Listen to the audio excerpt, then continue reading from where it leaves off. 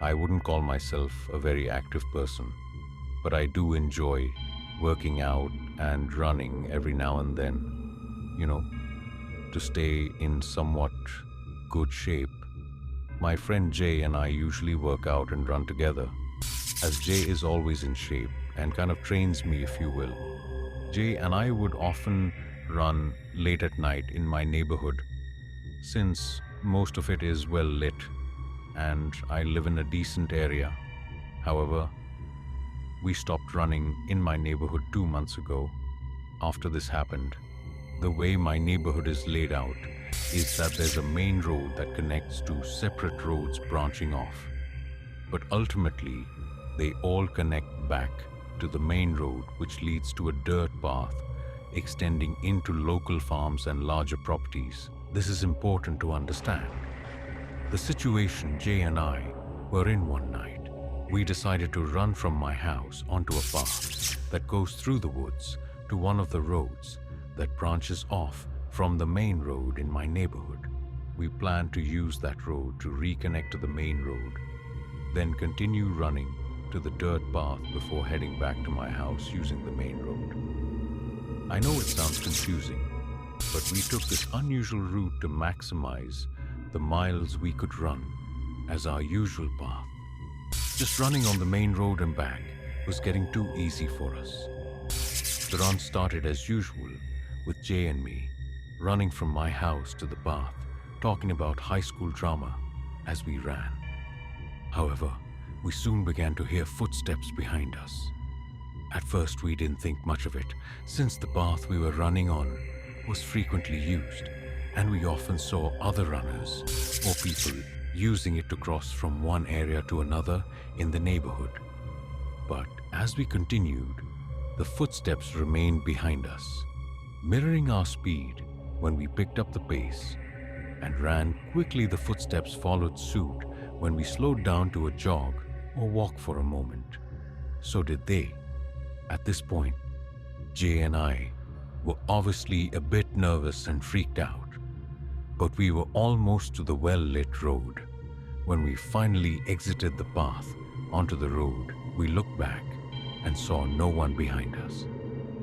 We both exchanged the same what the look and decided it was probably just another runner trying to keep their distance from us. We continued on to the side road that led to the main road of my neighborhood and followed the main road all the way to where it turned into the dirt path. At this point, we were both still feeling good and decided to push on running further down the dirt path. However, unlike the main road, this path had no street lights and was lined with trees, creating an ominous atmosphere. At night, Jay and I ran about a mile down this road before deciding to turn back. As we turned, I caught a glimpse of a dark figure quickly darting into the trees on the left side of the road. This immediately reminded me of the footsteps from earlier, and I began to feel noticeably uneasy. I told Jay that I had seen a figure jump into the trees along the path that we needed to take back. He dismissed it, saying I was just being paranoid and seeing things because of how far we'd run. I almost believed him and started doubting myself. So, we began making our way back to my house. We ran past the spot where I had seen the figure with no issues, but just as we were about to reach the main road again, we heard rustling about 20 feet behind us. In the trees, we turned around and saw a figure standing in the middle of the dirt road. The figure was facing away from us and was dressed in a black hoodie, along with very ripped and dirty khaki pants and black shoes. At this moment, I was more scared than I had ever been in my life. It felt like my heart was gonna fly out of my chest. It was beating that hard. Jay looked at me, then back at the figure, and said, "What the hell are you doing?" But stopped mid-sentence when we both heard the person start laughing. It was an awful, cackling, cringe-inducing laugh. Then, as we stood frozen, the person turned to look at us, still laughing, before suddenly stopping. Now he just stared at us with a glare that still haunts me. To this day, his wide eyes and pale face burned into my memory. Jay and I exchanged one last look before running faster than we had ever run in our lives, sprinting the entire 2 miles back to my house as we ran. We heard that terrible laugh again behind us, which only made us run faster. When we finally got back to my house, I threw up, then rushed inside through the back door, locking every entrance and shutting my garage doors. We sat there panting, still processing what had just happened, and swore never to run in my neighborhood at night again. If you're a night runner, always stay in well-lit areas and bring a friend just to be safe. As a high school junior, I ran cross-country and track, and I loved running alone. I wasn't the fastest on my team, but I had endurance and could lose myself in the rhythm of my feet. Hitting the ground, a woman in a quiet rural neighborhood near a forest preserve had hired me to run her hyperactive puppy. She'd pay me $10 per run. It seemed like an easy gig. Izzy needed the exercise, and I got a little extra money. While training, the area had scattered houses, abandoned farms, a cemetery, and the remnants of a disbanded Colts commune. My parents had always warned me about running alone in secluded areas, but I figured I was fast enough to outrun anything dangerous that changed. One evening, it was just before dusk, when I took Izzy out for a longer run. The setting sun cast a deep orange glow over the treetops, but shadows stretched across the road, making everything feel darker than it should have been. The only sounds were my breathing, Izzy's panting, and the rhythmic thud of my running shoes against the pavement occasionally. A bird would flutter in the trees, or a distant dog would bark, but otherwise it was eerily quiet. The farther I ran, the quieter it got, as if the world was slowly emptying itself of sound. About 2 miles in, we reached a stretch of road flanked by thick forest on both sides. That's when Izzy suddenly stopped her ears, perked, and she stared into the woods completely still. A low whimper escaped her throat. I followed her gaze. At first, I saw nothing but the dense trees, branches swaying slightly in the breeze, but then between two trunks, a man's face peeked out from behind a tree. He was short, maybe in his 30s, wearing a hat pulled low over his face, a thick jacket despite the mild weather, and gloves. His eyes were locked on me, unblinking. His stillness unnerved me, but I told myself he was probably just a hiker or a hunter. Still, something about the way he stood, like half hidden, watching. Silently, it sent a chill down my spine. His presence felt off, like he wasn't just some guy passing through, but something wrong. Something that shouldn't have been there at all. I gave him a polite nod, trying to appear unfazed, and I started to jog again.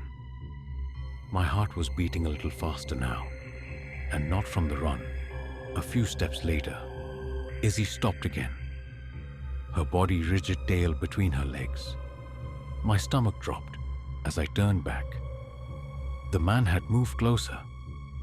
He wasn't behind the tree anymore. He was standing right at the tree line, just feet from the road, still staring. His head was tilted slightly now, as if studying me.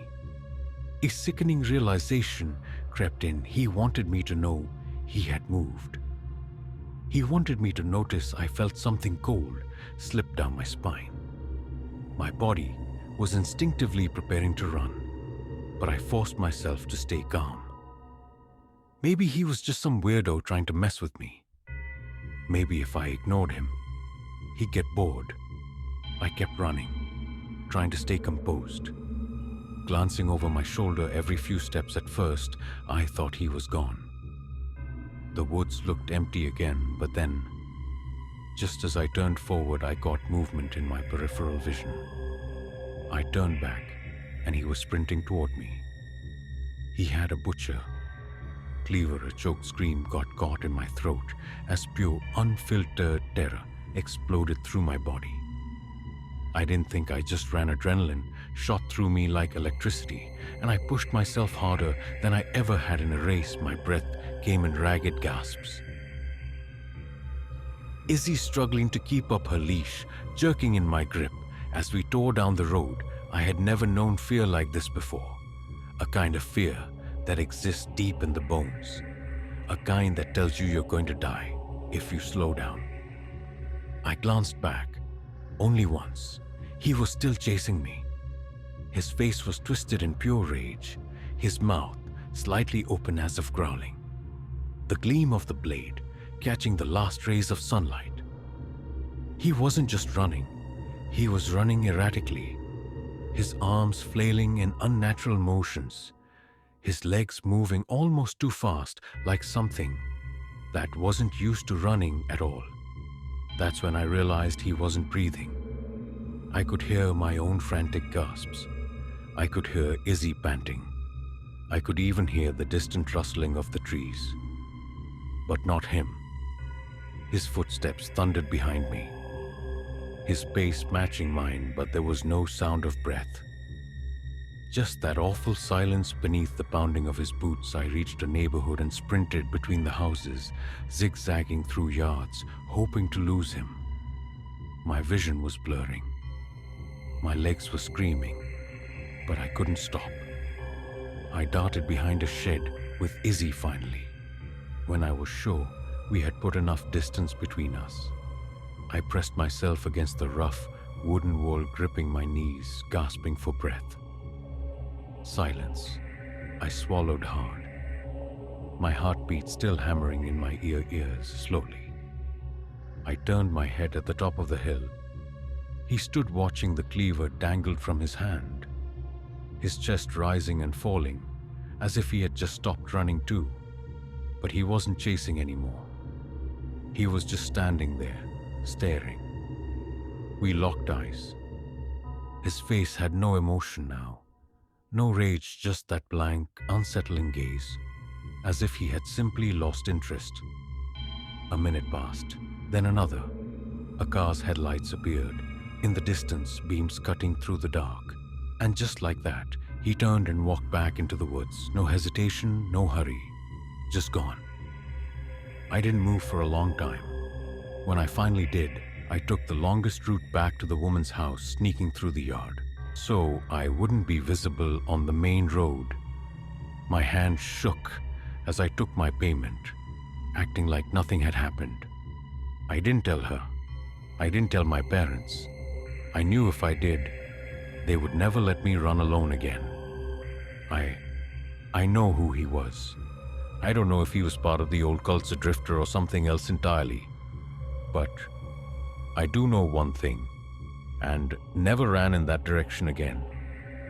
This is a story spanning nearly 7 years. So I will try to be as straightforward and to the point as possible. I live in a suburban neighborhood surrounded by rural countryside. There's nothing but open fields and winding country roads around it, and it's practically impossible to get anywhere without a car. It is a very beautiful place, but very secluded. As a result, I often feel confined here, which has only gotten worse during quarantine. The first time I remember seeing something suspicious was when I was 9 years old. My little brother and I, who was 7 at the time, were taking our dogs down towards the front of our street near the main road. We were casually talking and not paying much attention to what we were doing. Suddenly, we heard somebody call to us, "Hey, come here." A big white SUV was parked at the start of our street, and a man was sticking his hand out the window, motioning for us to come over. I remember distinctly that it was a tall white guy with curly blonde hair. My little brother started to walk his way, but I stopped him. I'm a very paranoid person, and I'd heard all the horror stories about kids being lured into vans, never to be seen again. I led us off in the other direction, back to our house while also keeping an eye on the guy in the car. When he saw that we were leaving, he turned his car around and drove off upon arriving home. I told my mom about it, but she dismissed it, saying he was probably just going to ask us for directions or something like that. It scared me a little at the time, but I didn't think much of it until now. A year later, during Halloween of 2014, another incident happened. A black sedan was apparently following trick-or-treaters down the street when a parent approached it. It tried to run them over before driving away and out of sight. To make matters worse, the license plates appeared to have been taken off. I didn't see any of this myself, but some of the adults in the neighborhood had made a big stink about it, and I was given yet another "don't talk to strangers" lecture. People were especially sensitive about this kind of thing at the time, since the murder of Hannah Graham had recently taken place in my area. Fast forward another 4 years to summer break in 2018. Some neighbors of ours were out of town on vacation, and they asked me if I could pet sit for them while they were away. I had to go by 3 times a day to let their dog out. Once in the morning around 8 a.m., once in the afternoon after lunch, and once in the evening at 9. Their house sits to the right of our neighborhood off the main road. To get there from my house, I can go to the end of my street and take a right, or I can cut through the woods and into their backyard. Going through the woods is faster, but the brush is very dense and the trees are close together. So I usually would just go along the street. One night, wrapped up in a session of God with my friends, I forgot to let the dog out. When I remembered, it was past 10, and I rushed over, worried that he might be on the floor inside. It was pitch black out, and I couldn't see anything but the beam of my flashlight and the glowing stars in the sky. Luckily, the dog had been able to hold it, so I let him out as usual. After he went, I brought him back in and was prepared to leave again when I looked out the window and saw a black sedan parked next to the driveway.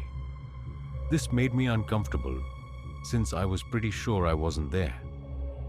When I first showed up at the house, there were no other houses nearby, and I knew for a fact that the owners weren't coming back for another few days. After debating what I should do for a few minutes, I finally decided to go back and cut through the woods. I did so and got back without issue to play it safe. I cut through the woods for the rest of my time pet sitting, but I never saw the black car again now. These occurrences alone would not be enough to merit a story, but it's what happened recently that really terrifies me and makes me question whether these events might actually be connected. I run for the track team at my school, and since quarantine had prevented us from having practice, I go running every day on the roads around my house. My street isn't very long, so I often run off the main road and other connecting ones. For the first few months, everything was going fine. I would jog around for an hour, taking in the scenery and exploring the various different country lanes. But about a month ago, I was running back home on the main road when I noticed that a car seemed to be following me. I always run on the left side of the road, going towards traffic. This is so that if a car comes up behind me on a blind curve or in an area with low visibility, it won't hit me from behind where I can't see the car. Coincidentally, a large white SUV was on the other side of the road, going about the same speed I was jogging. This was especially odd because there aren't many cars on that road, and you can go much faster than on a busy one, unsure of its intentions. I turned down a small side street with a cul-de-sac at the end. It didn't follow. So I ran down to the circle and went back home. However, the next day it followed me again. This time I saw it sitting at the start of a driveway and it pulled out after me once I passed it. Like the day before, it followed me for about a mile before I turned down the same street where it promptly drove off. This continued every day for a 10-day period. It followed me. At first, I thought that it might be going somewhere on a schedule that just happened to coincide with my runs to test this theory. I decided to run an hour later than I usually did the first day I tried this. It wasn't there the next day though. I was disturbed to see that it was once again following right behind me. This definitely unnerved me, but I was hesitant to tell my parents because I was worried they'd forbid me from running. Furthermore, it hadn't attempted to do anything yet. So, I decided I could put up with it, as long as I was careful, and watched it closely. On the 11th day of being followed, I turned down the side street to see a black sedan sitting at the end. At first, I thought nothing of it. There were a few houses on the street, and it likely belonged to somebody who lived there. But as I began to get closer, I noticed something odd underneath the car. Barely visible was the silhouette of a person they barely fit, and were huddled on the far side to avoid being seen. I immediately got chills and ran off in the other direction, looking over my shoulder to make sure they stayed put. To make matters worse, I saw that white SUV which usually drove away was sitting at the top of the street, penning me in. I was feeling panicky now and decided that I preferred the evil I knew to the one that I didn't. So I picked up the pace and tried to sprint by the SUV when I was within a few feet of it. A man jumped out and ran after me. I easily outpaced him, and thank God that my months of training had paid off when it became clear he couldn't catch me. He yelled at me to come back and said he just wanted to talk. I responded with 2 fingers, if you catch my drift, and I sprinted the remaining mile back to my house. I finally broke down and told my mom, who got me on the phone with the police sadly though. Since I didn't get a license plate, there wasn't much they could do. They promised that they would look into it. But as far as I can tell, nothing has been done. These experiences have haunted me for the past couple of weeks, and with all my spare time, I've had a lot of time to contemplate the situation. After connecting the dots, it's clear to me that these men have been trying for multiple years to kidnap a child from our street. There are quite a lot of children in my neighborhood, which explains why they frequent it so often. It worries me that somebody less cautious than myself might find themselves in a similar situation and fall prey to these predators. I still have nightmares about the man who chased me down the street. He was very tall, with blonde curls. The same man who tried to abduct me when I was 9 years old.